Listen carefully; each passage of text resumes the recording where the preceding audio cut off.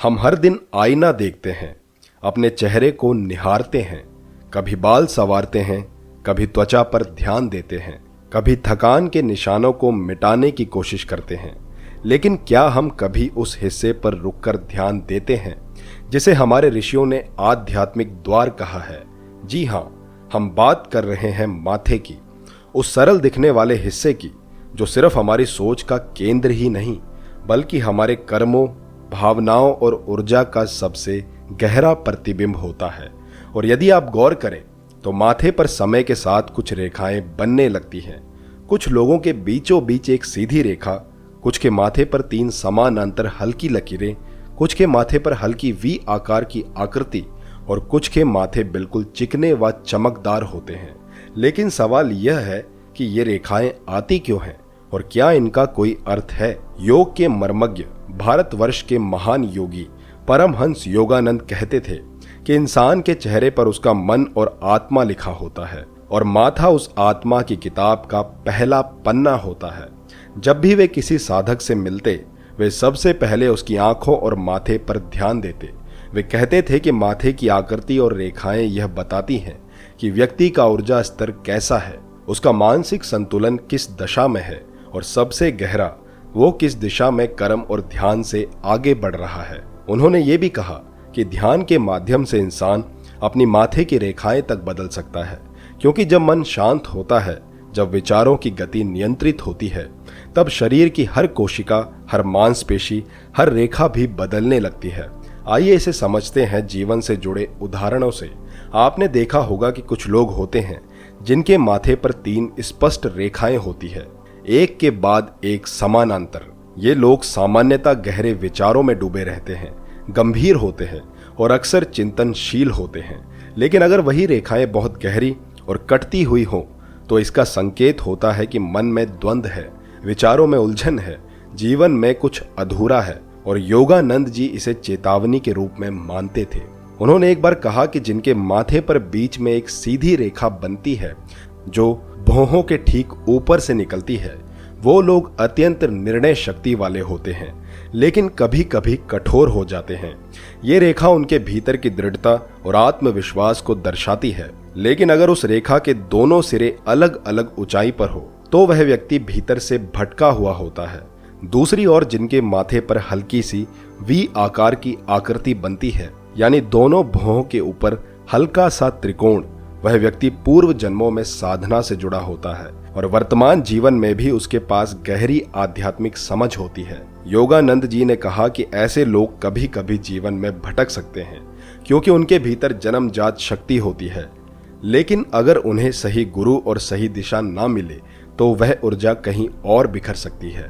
अब बात करें उन लोगों की जिनके माथे पर कोई रेखा नहीं होती, उनका माथा साफ, चिकना और चमकदार होता है, तो यह 2 बातों का संकेत हो सकता है। एक कि उनका जीवन संतुलित है और वह भीतर से शांत है। दूसरा कि वह अभी तक अपनी आत्मिक यात्रा की शुरुआत नहीं कर पाए हैं, यानी चेतना वहां तक पहुंची ही नहीं। यहां अंतर कैसे करें? योगानंद जी के अनुसार यदि माथा साफ है लेकिन उसमें एक तरह की दिव्यता की चमक है, जैसे प्रकाश झलकता है, तो व्यक्ति गहरे ध्यान या आत्मा से जुड़ा हुआ है। लेकिन अगर वही माथा भावहीन, सपाट और निष्प्राण लगे तो वह सिर्फ एक भौतिक संरचना है, भीतर की ऊर्जा अभी सक्रिय नहीं हुई है। और अब जो बात सबसे महत्वपूर्ण है वह यह है कि ये माथे की रेखाएं स्थायी नहीं है। बिल्कुल वैसे ही जैसे कर्म बदले जा सकते हैं, वैसे ही इन रेखाओं को भी बदला जा सकता है, और वो तरीका है ध्यान। परमहंस योगानंद ने स्वयं अपने जीवन में कई साधकों के चेहरे, शरीर और ऊर्जाओं में परिवर्तन देखे। जब वे नियमित ध्यान में बैठे, जब उन्होंने क्रिया योग अपनाया, जब उन्होंने आत्मा के गहरे स्तर पर उतरना शुरू किया। उनका एक शिष्य था जो अत्यधिक चिंता करता था।